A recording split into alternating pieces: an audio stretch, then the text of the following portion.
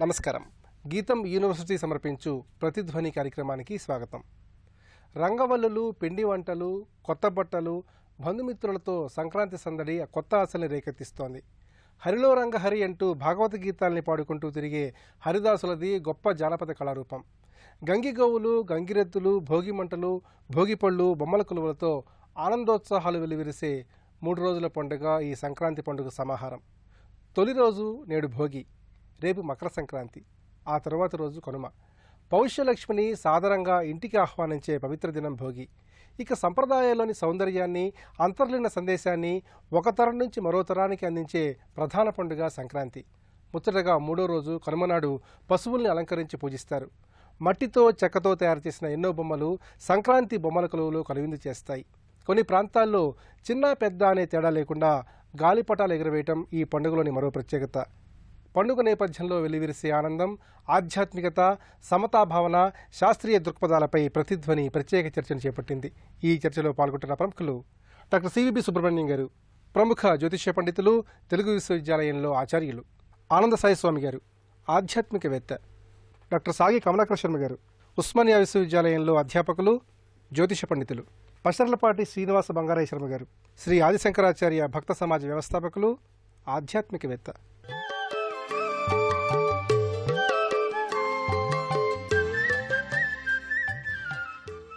సుబ్రహ్మణ్యం గారు, సూర్యుడు మకర రాశిలోకి ప్రవేశించడాన్ని మనం మకర సంక్రాంతిగా జరుపుకుంటున్నాం. మరి ఈ మకర సంక్రమణ విశిష్టత ఏంటి? ఈ మకర సంక్రాంతి యొక్క ప్రత్యేకత ఏంటి? ఖగోళ అలాగే జ్యోతిష్ శాస్త్రాల రీత్యా ఈ పండుగకున్న ప్రాధాన్యతను ఏ విధంగా విశ్లేషించుకోవాలి? మనం ఆలయాల్లో చూసినప్పుడు మకర తోరణం ఒకటి కనిపిస్తుంటుంది. ఈ మకర తోరణం అనేటువంటిది మకర రాశిలోని శ్రవణ నక్షత్ర రూపమైన విష్ణువుకు సంకేతం. అంటే అక్కడ మకర రాశిలో శ్రవణం ఉంది, శ్రవణానికి అధిపతి విష్ణువు, అది మకరంలో ఉంది కాబట్టి మకరంలో కనుక మనం చూసినట్లయితే బాగుంటుంది.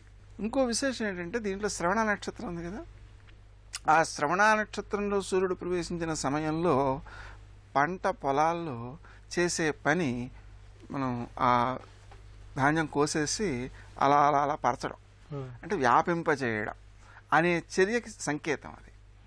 అలాగా మనం కనుక ఆలోచన చేసినట్లయితే పంటలు చేతికి వచ్చేటువంటి మాసం కూడా ఇదే కావడం వలన సకల జీవులకు కూడా ఆధారం ఆహారమే కాబట్టి మనకు ఇక్కడ ఆ సంక్రాంతికి ప్రాచుర్యం ఎక్కువగా ఉంది. విశేషించి ఇది విశ్వానికి అంతకీ సంబంధించినది. విశ్వంలో ఆహారం లేకుండా ఎవరు బతకలేరు. అయితే ఈ మకర రాశిలోకి సూర్యుడు ప్రవేశించిన సమయంలోనే వరాహమిహిరుని సమయంలో ఉత్తరాయణం కూడా ప్రారంభమైంది. అలా ఉత్తరాయణం కూడా ప్రారంభం కావడం వల్ల ఉత్తరాయణం అనేటువంటిది జ్ఞాన మార్గానికి సంకేతంగా భావించబడింది. కడుపు నిండాకే కదండి ఆలోచన అంటాడు వివేకానందుడు.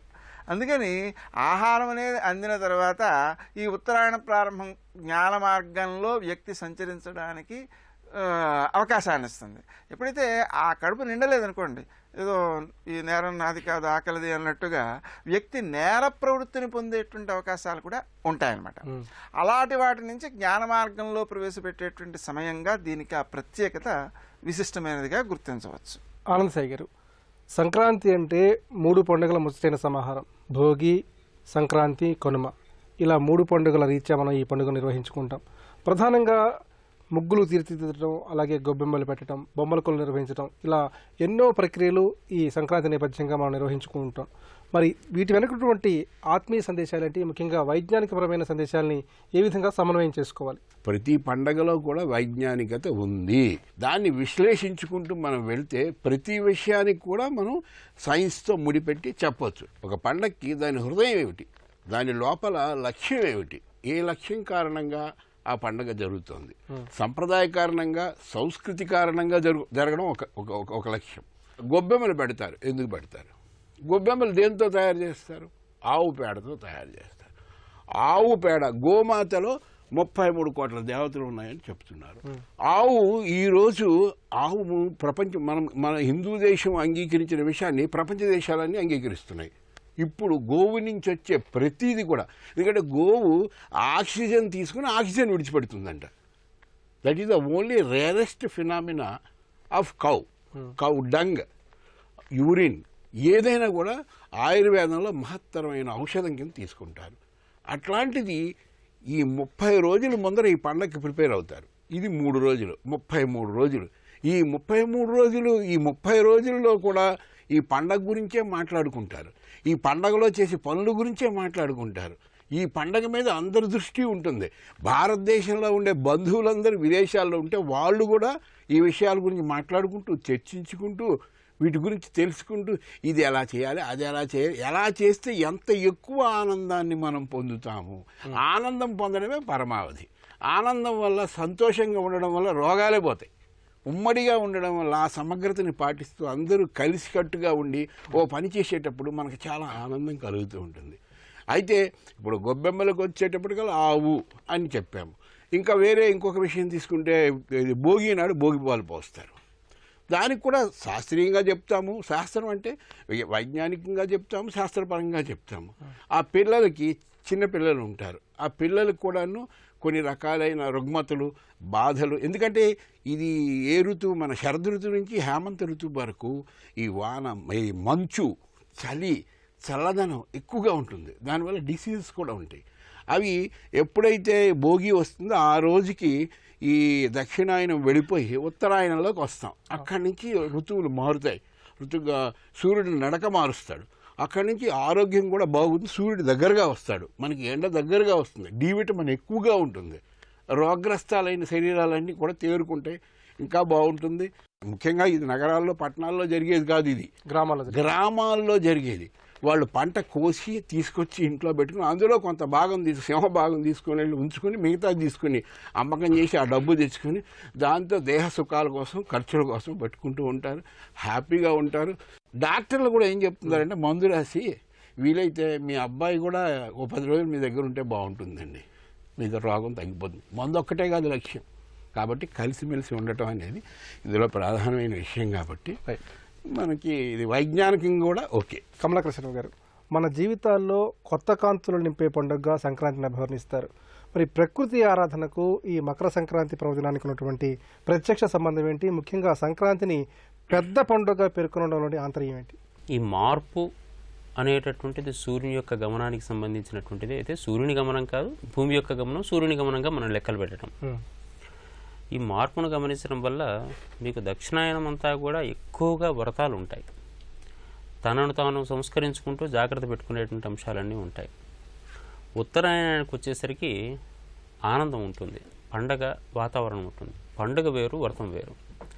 వ్రతం దీక్షతో కూడుకున్నటువంటిది, పండుగలో ఎంజాయ్మెంట్ ఉంటుంది కాస్త. మీకు ఉత్తరాయణంలో చూసేటట్టయితే ఎక్కువగా ఈ వ్రత దీక్షలు అనేటువంటిది ఒకటో రెండో కనపడతాయి తప్ప, అప్పుడు వినాయక వ్రతం నుంచి మొదలుపెట్టామంటే మళ్ళీ నిన్న మొన్నటి దాకా జరిగిన ముక్కైట ఏకాదశి వరకు కూడా అన్నీ కూడా వ్రతాలు దీక్షలతో కూడుకున్నట్టు. ఈ తర్వాత వచ్చే దాంట్లో ఎక్కువ సీరియస్నెస్ ఉండదు వీటిలో. అందుకని కాలం యొక్క మార్పును మనం గమనించడం, కాలం యొక్క మార్పును స్వీకరించడం.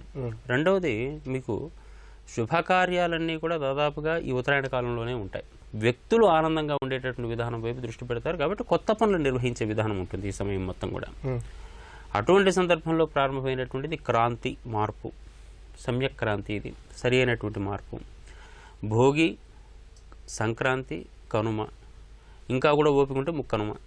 ఈ 4 రోజులుగా పండుగ చేసుకునేటువంటి విధానం ఒకే దానికి అనుసరించి ఉండటం వల్ల ఇది పెద్ద పండుగ. మిగిలిన పండుగలు 1 రోజో 2 రోజులో, లేకుంటే మీరు పెట్టుకుంటే 9 రోజులు కూడా దీక్షలు వేరు. కానీ దసరా అంటే ఆ 1 రోజే ఉంటుంది. లేదా మిగిలినటువంటి పండుగలకు 1 రోజు లేదా 2 రోజులు ఉంటుంటాయి. దీనికి 3 నుంచి 4 రోజులు ఉండటం. ఈ 3-4 రోజులు కూడా వేరువేరు పనులు చేస్తూనే కొన్ని ప్రాంతాల్లో మాత్రమే సంక్రాంతిని నోముగా స్వీకరిస్తారు. అన్ని ప్రాంతాల్లో సంక్రాంతి నోము కాదు, ఇది పండగ. ఆ పండగ వాతావరణం ఇంట్లో ఉండటం వల్ల ఈ ప్రకృతిలో డెఫినెట్గా చేంజెస్ మనకు స్పష్టంగా ఇప్పటి నుంచి కనపడుతుంటాయి. వాళ్ళు ఇంకా ఇప్పటి నుంచి చలికాలం అంతా వెళ్ళిపోయి వేడికాలం మొదలవుతుంది. కాబట్టి ఆ మార్పును క్యాలిక్యులేట్ చేయడం ఒకటవుతుంది. రెండో వైపు నుంచి ఆలోచన చేసేటట్లయితే 4 రోజుల పాటు అందరం కలిసి ఆనందంగా ఉండగలిగేటువంటి స్థితి ఒకటి ఏర్పడుతుంది. ప్రతిరోజు కూడా దీంట్లో చేసేటటువంటి ప్రతిక్రియ, చిన్న ముగ్గులు వేయటం దగ్గర నుంచి మొదలుపెట్టి ఇంటిని అలంకరించుకోవడం దగ్గర నుంచి అనేక రకాలైనటువంటి అంశాల్లో వ్యక్తులందరూ సామూహికమైనటువంటి ఆనందాన్ని పొందేటటువంటి స్థితి ఉంది. కాబట్టి ఇది ఒక రకంగా పెద్ద పండుగ, ప్రకృతిలో మార్పును తీసుకొస్తున్న పండుగ అని చెప్పేసి ప్రతి సంవత్సరం దీన్ని సంతోషంగా గడపడం దీంట్లో సంప్రదాయంగా. బంగారేశ్వర గారు, సూర్యగమన రీత్యా ఈ మకర సంక్రాంతిని నిర్వహించుకోవడంలోని ప్రధాన ఆంతర్యం ఏంటి? ముఖ్యంగా మన తెలుగువారు జరుపుకునే అన్ని పండుగల్లో ఈ సంక్రాంతి ప్రత్యేకతని భిన్నంగా ఏ విధంగా సమాలోచన చేయాలి? ఇది చాలా విశేషమైనటువంటి, ప్రకృతికి అత్యంత సన్నిహితమైనటువంటి పండగ. ఇందులో సూర్యుడు నిన్నటిదాకా ఒకవైపు గమనం అయితే ఉన్నట్టుండి మారి ఆయన గమనాన్ని మార్చుకునేటటువంటిది. దక్షిణాయనం నుంచి ఉత్తరాయనం జరుగుతున్న పుణ్యకాలం ఇది. నిన్నటిదాకా పగళ్ళు బాగా తక్కువ, రాత్రిళ్ళు ఎక్కువ ఉండేవి. ఏది సంక్రాంతి ముందు దాకా కూడా పగలు తక్కువ, రాత్రిళ్ళు ఎక్కువ ఉంటాయి. ఇప్పటి నుంచి పగలు పెరుగుతుంది, అంటే జ్యోతిస్సు అనేది పెరుగుతుంది, జ్ఞానం పెరుగుతుంది. సాక్షాత్తు పరమాత్మ అంతటి వాడు మేల్కొని అన్ని వరాలు ఇవ్వడానికి సిద్ధమైనటువంటి వైకుంఠ ఏకాదశి పూర్తయిన తర్వాత వచ్చేటటువంటి పండగ ఇది. వైకుంఠ ద్వారాలు తెరుచుకున్న తర్వాత వచ్చేటటువంటి పండగ. పశువులకి చక్కగా పూజ చేసుకుంటారు. ఆ తర్వాత పక్షులకు కూడా పూజ చేస్తారు. వరి కంకులు, సజ్జ కంకులు ఇవన్నీ తీసుకొచ్చి గుమ్మాల మీద కట్టి అక్కడ పెడితే పక్షులన్నీ వచ్చి కూడా భోజనం చేయటం, వాటిని తినటం, ఆహారాన్ని, అంటే పైన ఉండే పక్షులని, ప్రకృతిని చాలా దగ్గరగా ఆరాధించే పండుగలన్నిట్లో కూడా ఇది చాలా ప్రధానం. అంతెందుకు, అసలు పక్షులనే కాదు, చిన్న చిన్న క్రిమికీటకాలని కూడా పోషించడానికి మన వాళ్ళు రంగవల్లులు ఉదయాన్నే చక్కగా అద్భుతంగా ముగ్గులన్నీ ఎక్కడ చూసినా కూడా వీధంతా పోటాపోటీగా ముగ్గులు వేయటం జరుగుతుంది. ఈ ముగ్గులు ఎందుకు వేస్తారు అంటే సాధ్యమైనంత మటుకు బియ్యపిండితోటి ముగ్గులు వేయాలి. ఈ బియ్యపిండితోటి ముగ్గులు వేయటం వల్ల, ఉదయాన్నే శుభ్రంగా కడిగి ఆవు పేడ వేసి అక్కడ బియ్యపిండి ముగ్గులు వేయటం వల్ల చక్కగా చీమలు అన్ని అనేకమైన క్రిములు వచ్చి ఆనందంగా, అంటే భూతదయతోటి నీ జీవితాన్ని గడపాలి అని బాగా గుర్తు చేసేటటువంటి అద్భుతమైన పండగ. ఇంతకంటే ప్రకృతికి దగ్గరుండే పండగ ఇంకొకటి లేదు. అందుకని దీనికి ఇంత ప్రత్యేకత. సుబ్రహ్మణ్యం గారు, కుటుంబ విలువలు, మానవీయ స్ఫూర్తి, మాననీయ విలువలు, అలాగే సౌమనస్యం, శాంతి, సామరస్య భావన, సమిష్టి జీవన తత్వం, ఇలాంటి అంశాల పరంగా సంక్రాంతి నుంచి మనం ఎలాంటి సామాజిక స్ఫూర్తిని అందుకోవాలి? వ్యక్తికి అనుభవయోగ్యత కలగాలి అంటే దానం చేయాలి. సంవత్సర కాలం కష్టపడిన తర్వాత పంట చేతికొచ్చింది. ఈ నెల రోజుల నుంచి కూడా గంగిరెద్దుల వాళ్ళని, జంగాలని వీళ్ళంతా వస్తుంటే వాళ్ళందరికీ వీళ్ళు పంచుతూ ఉంటారు ధాన్యం. చేతిలో పుష్కలంగా ఉన్నప్పుడు ఇక్కడ ఎవరికైనా ఇవ్వగలిగేది. అలాగే సంవత్సర కాలము వైద్యం చేయించుకుని ఇప్పుడు 2 బస్తాలు 3 బస్తాలు డాక్టర్ గారికి ధాన్యం పంపిస్తుంటారు. అంటే మనం ఎవరి వలన ఆనందంగా ఉండాలి? వైద్యుని వలన ఆనందంగా ఉన్నాం కదా, వారికి కృతజ్ఞత చూపించాలి కదా. కృతజ్ఞత చూపించినప్పుడు మాత్రమే ఆనందం యొక్క అనుభూతి సంభవిస్తుంది. అలాగే భోగి వచ్చేటప్పటికి ఆ రోజున ఏం చేస్తున్నాం? భోగి పళ్ళు పోసి వచ్చినటువంటి వారందరికీ కూడా చేతనైనంత బహుమానాలు, శనగలు మొదలైనటువంటివి పంచడం. ఆ పంచడం పిల్లలకి అలవాటు చేయడం. సంక్రాంతి నాడు ఏం చేయాలి? చక్కగా పితృదేవతలను ఆరాధించాలి. విశేషించి నువ్వులు అనేటువంటివి శరీరంలో ఉండే మాలిన్యాలను బయటకు గింటే లక్షణం కలిగినవి. అందుకని దీనికి తిల సంక్రాంతి అని కూడా పేరు పెడతారు. ఉదయకాలం ఏం చేయాలి? నీళ్లలో నువ్వులు వేయాలి, వంటికి నూపిండి రాసుకోవాలి, స్నానం చేయాలి. 6 తెలలు, అంటే 6 రకాలుగా తెలను వినియోగించాలి. నువ్వులతో హోమం చేయాలి, నువ్వులతో చేసిన పిండి వంటలు నివేదన చేయాలి, ప్రసాదంగా తినాలి, వాటే వాయనం ఇవ్వాలి. అంటే ఇవన్నీ ఇన్ని రకాలుగా ఆ నువ్వులను వినియోగించినట్లయితే వ్యక్తి యొక్క ఆరోగ్యం బాగుంటుంది. ముఖ్యంగా నువ్వులు అనేటువంటివి ఆయుర్దాయాన్ని పెంచే లక్షణం కలిగినవి కాబట్టి అది కూడా పెరుగుతుంది. మరి కనుమ నాడు ఏం చేస్తున్నాం? చక్కగా ఆ రోజున మనం పక్షులకు, పశువులకు, అది కూడా కృతజ్ఞత. ఎందుకని? పక్షులు పంటలో ఉండేటువంటి పురుగులను తినేస్తూ పంటని కాపాడుతున్నాయి, పశువులు దున్ని కాపాడుతున్నాయి. అలా అన్ని రకాలుగాను కూడా మనకు ఈ పంట చేతికి రావడానికి వచ్చినటువంటి సదుపాయాలన్నిటినీ, మన ఆనందానికి కారణమైన వారందరినీ, విశేషించి అల్లుడిని, కూతుర్ని ఇంటికి తీసుకొస్తారు, మనవల్ని తీసుకొస్తారు, వాళ్ళకి బట్టలు పెడతారు. అంటే అది ఆనందమే. అంటే మన ఆనందానికి ఎవరెవరు కారణమో వారందరికీ మనము ఆనందాన్ని అందించి, వస్తువులను అందించి, దానం చేసి మనకు ఆరోగ్యాన్ని, అనుభవయోగ్యతను పొందించుకునేటువంటి అంశము ఈ పండుగలో అతి ప్రధానమైనది. ఆనంద్ సాయి గారు, శ్రమైక జీవన మాధుర్యానికి, శ్రమైక జీవన సౌందర్యానికి ప్రతీక అయిన ఈ సంక్రాంతి పండుగ నుంచి మనం ఎలాంటి సందేశాన్ని అందుకోవాలి? శ్రమ అనేది చాలా ప్రకృతికి దగ్గరగా ఉన్న పదం. అసలు శ్రమ అనేది మనం పుట్టుకతో మన దేహంలో బాహ్యంగా కానీ అంతరంగంలో కానీ శ్రమ జరుగుతూనే ఉంటుంది. తెలిసిన శ్రమ అంటే నీకు నువ్వుగా ఒక ఇచ్చతో చేసే శ్రమ, లోపల మన తెలియకుండా జరుగుతున్న శ్రమ. భౌతికంగా మొత్తం అన్ని జీవరాశులు తెలిసి కానీ తెలియక కానీ జ్ఞానం ఉన్నా కానీ జ్ఞానం లేకపోయినా కానీ శ్రమ మాత్రం నడుస్తూనే ఉంటుంది. ఈ శ్రమ కొందరు ఆనందంగా చేస్తారు, కొందరు ఏం చేస్తారంటే కష్టపడుతూ చేస్తారు, కొందరు శ్రమ అనుకుని చేస్తారు, కొందరు శ్రమ లేకుండా చేస్తారు. కానీ శ్రమ మాత్రం అత్యద్భుతమైన విషయం. ఎవరైనా ఏ పని చేయకుండా వాళ్ళు ఉన్న స్థానంలో అక్కడ కూర్చొని నాకు ఆహారం కావాలి అంటే ప్రకృతి ఇవ్వదు. ఇవ్వాలి అంటే నువ్వు ఏదైనా ఇవ్వాలి, నువ్వు అనుకుని ఇవ్వాలి ఏదైనా. అలా ఇచ్చి నువ్వు తీసుకోవాలి. ఇచ్చి పుచ్చుకోవడం అనేది ఎప్పుడు భూమిలోకి ఇన్ని 10 విత్తనాలు మనం చల్లితే అక్కడి నుంచి 100 మొక్కలు వస్తాయి, అక్కడి నుంచి పంట వస్తుంది. ఆ విధంగానే వీళ్ళు గ్రామాల్లో ఈ సంక్రాంతికి ముందు వచ్చే ఈ పంటని ఎప్పుడు చక్కగా పంట అంతా పండి కోసి ఇంటికి తీసుకొచ్చే సమయం, ఈ సమయం ఆహ్లాదం చల్లగా ఉంటుంది. శ్రమ కూడా తెలియదు, శ్రమ పడినా కూడాను తీసుకుని వచ్చి ఆ పంటని అనుభవిస్తారు రైతులు. తర్వాత నగరాల్లో కూడా ఆ గ్రామాల నుంచి వచ్చి రకరకాల వృత్తులు చేసుకునే వాళ్ళు ఉంటారు. ఆ వృత్తులు చిన్న చిన్న పనులు చేసుకునే వాళ్ళు ఉంటారు. వాళ్ళ ఊహలు, వాళ్ళ కళల్లో కూడా సంక్రాంతి ఉంటుంది. వాళ్ళ కళ ఒక కళ, నేను ఈ సంవత్సరం అంతా పనిచేసి పండగ సమయానికి నా సొంత ఊరు చేరుకుంటాను. ఎవరు తెలుగువాడు కళ అండి ఇది. నేను చిన్నప్పుడు, నేను పుట్టుక నుంచి నేను చూస్తూ ఉన్నాను. ఆ సమయానికి వాడు డబ్బు దాచుకుని పండగకి వస్తాను, నా పాత స్నేహితులందరినీ కలుసుకుంటాను, నా తల్లిదండ్రుల దగ్గరికి వెళ్తాను, నా ముసలి అమ్మమ్మో నానమ్మో ఎవరో బామ్మో ఎవరు తన బంధుత్వం లేకపోయినా ఎక్కడో మూలలో ఉన్న వాళ్ళ దగ్గరికి కూడా వెళ్ళి వాళ్ళ పాదాలకు నమస్కారం పెట్టి తన దగ్గర ఉన్న డబ్బులు తీసి వాళ్ళకి ఇస్తాడు. ఎక్కడిదంటే నేను సంపాదించి పెట్టుకున్నాను, ఈ పండగకి నేను వస్తున్నాను.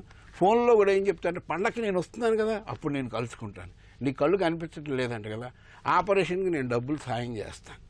ఈ సాయం అప్పుడైనా చేయొచ్చు, కానీ పండగలో చేసిన సాయం వీడు ఆనందంగా చేసే సాయం. జనం ఏ పని చేస్తున్నారు? శ్రమ చేస్తారు, దాని ద్వారా ధనాన్ని సంపాదించుకుంటున్నారు. ఆ సంపాదించుకున్న దాన్ని సంవత్సరంలో ఒకసారి సెలబ్రేషన్ లాగా, ఉత్సవం లాగా చేస్తున్నారు. ఈ ఉత్సవంలో వాళ్ళ ఆనందం పొందడం మరి శ్రమైక జీవన సౌందర్యం కాదు, the beauty of the life. Kamalakrishna గారు, సమకాలీన ప్రపంచంలో ఆధునికత అనేది అనివార్యంగా మారిపోయింది. మరి ఈ పరిస్థితుల్లో మరోవైపు సంక్రాంతి లాంటి సంప్రదాయ పండుగలు కూడా నిర్వహించుకుంటున్నాం. మరి ఈ భిన్నత్వాన్ని ఏ విధంగా మనం సమన్వయం చేసుకోవాలి? జానపద భావన ఆధునికం వచ్చినా కానీ అంతర్గతంగా ఎవరికైనా ఉంటుంది.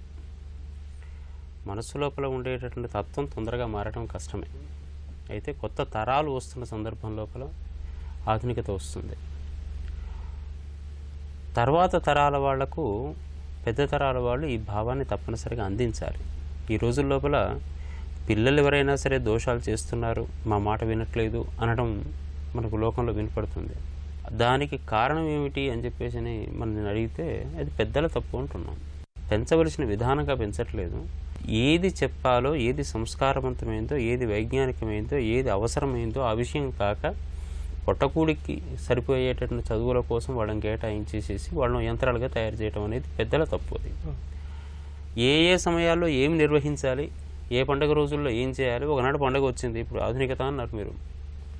పండగ నాడు కనీసం కొత్త బట్టలు వేసుకోవాలి, కొత్త బట్టలు కూడా ఎటువంటివి వేసుకోవాలి, వేసుకున్నటువంటి తర్వాత పెద్దవాళ్ళకు పోయి ఎందుకు నమస్కారం చేయాలి, వాళ్ళ ఆశీస్సులు ఎందుకు తీసుకోవాలని చెప్పవలసిన వాళ్ళు ఎవరు? పెద్దలు చేస్తూ తర్వాత రాని మార్గదర్శనం చేయాల్సినంత అవసరం పిల్లలకు చేస్తే పిల్లలకు వరుసలో వస్తుంటుంది. ముగ్గులు వేస్తున్నాం, ప్లాస్టిక్ ముగ్గులు వేయకుండా ఉంటే చాలు. ముగ్గురు చిన్న వేశారా పెద్దది వేశారా తర్వాత విషయం. ఆధునికత అన్నప్పుడు తులసి మొక్క ఒకటి అక్కడెక్కడ పెట్టుకొని ప్లాస్టిక్ తులసి మొక్క చుట్టూ ప్రదక్షిణం చేసే సంప్రదాయం ఒకటి తయారైంది. ఎందుకంటే తులసి మొక్క చుట్టూ తిరగమన్నారు కదా అని. ఇటువంటి వాటిని మినహాయించి ఏది వైజ్ఞానికమో తెలుసుకోవడం, ఆ విషయం తెలియజెప్పవలసినటువంటి బాధ్యత మాత్రం పెద్దలదే. కొత్త తరానికి ఇవాళ మీరు కనుక సూచన చేసి వదిలిపెడితే చాలు, మనకన్నా గొప్పగా వాళ్ళు నిర్వహిస్తారు.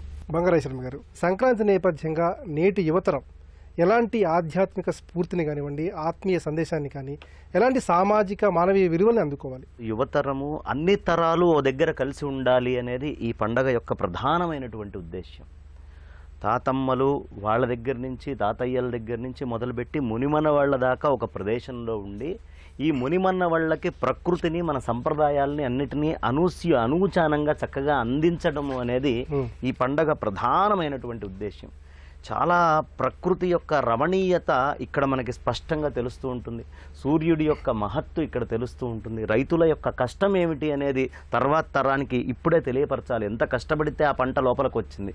తర్వాత ఈ హరిదాసుల రూపంలో, జానపదాల కళల రూపంలో, రకరకాలుగా చక్కగా గంగిరెద్దుల్ని తీసుకొచ్చి ఆడించే రూపంలో ఎవరెవరైతే ఉంటారో వీటి యొక్క మహత్తు, వాటి ప్రత్యేకత, పశువుల్ని దేవతల్లాగా ఎలా భావించాలి, ప్రకృతిని దేవతగా ఎలా చూడాలి, ఎంత గౌరవించాలి చుట్టుపక్కల ఉండేటటువంటి ప్రపంచాన్ని మొత్తాన్ని, నీ దగ్గర ఉన్నది నలుగురికి ఎలా పంచాలి, నలుగురు దగ్గర నుంచి నువ్వు తీసుకోవాల్సినటువంటి జ్ఞానాన్ని ఎలా పుచ్చుకోవాలి, అంటే ఇందాక చెప్పుకున్నట్టు ఇచ్చి పుచ్చుకోవటాలకి అన్ని విధాల సమిష్టిగా అన్నీ కలిసి ఉండేటటువంటి పండగ ఈ అద్భుతమైనటువంటి పండగ సంక్రాంతి పండగ. ఇవాళ రోజున వాట్సాప్లో చిన్న సందేశం వస్తే స్పందించి 10 మందికి పంపించేటటువంటి సోషల్ మీడియా ఉన్నటువంటి తరం, యువతరం ఇది. సక్రమంగా పెద్దవాళ్ళు చెప్పి ఒక్కళ్ళతోటి కనుక తయారు చేయించి పంపిస్తే యువతరానికి ఆ విధంగా కూడా ఇది చేరుతుంది. సంక్రాంతి అంటే పవిత్రమైన దివ్యకాంతి, హృదయానికి శాంతిని ప్రసాదించేది సంక్రాంతి. అసలు సౌరగమనాన్ని అనుసరించి వచ్చే ఏకైక పండుగ సంక్రాంతి మాత్రమే. జనసామాన్యానికి ప్రతిరోజు ఓ పండుగలా సాగాలి, అందరూ ఆనందంగా, సుభిక్షంగా, సంతోషంగా ఉండాలి అనే భావన సంక్రాంతి పండుగ నేపథ్యంగా వ్యక్తమవుతోంది. భోగి, సంక్రాంతి, కనుమ పండుగ శుభాకాంక్షలతో నమస్కారం.